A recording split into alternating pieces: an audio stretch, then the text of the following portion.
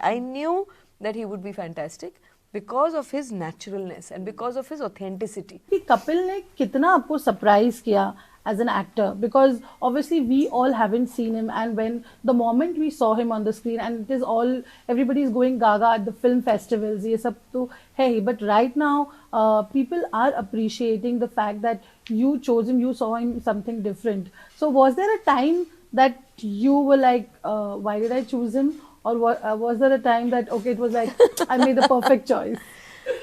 नहीं मतलब मैं अगर इतना अनश्योर होती तो मैं एक्चुअली शूट शुरू ही ना करती, because too much of a risk, there is too much at stake, right, lot of money, people, all of that.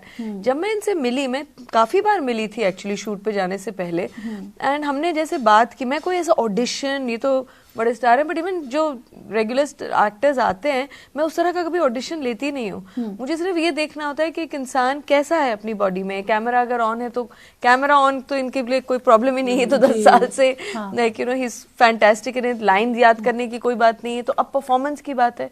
इनके शोज में भी आप देखेंगे 10 साल से एक आदमी इतनी सहजता से अभी भी हंस सकता है. मतलब I don't think I can do that. कभी कभी तो आर्टिफिशियली ऐसा आ ही जाएगा मेरा, तो मुझे लगता है कि ये हर बार जब हंसते हैं तो ऐसा लगता है ये सच में ये इंसान हंस रहा है, यू नो. या किसी से बात करते हैं, किसी की माँ उठ जाती है, तो एकदम से it's not that he is always laughing. I saw lots of bits where he is just being nice to people and he is being kind to people and he is listening to their story. So वो सारी चीजें मैं देख चुकी थी. तो कई लोगों को लग रहा था कि तुम बड़ा रिस्क ले रही हो, यू आर वेरी बोल्ड.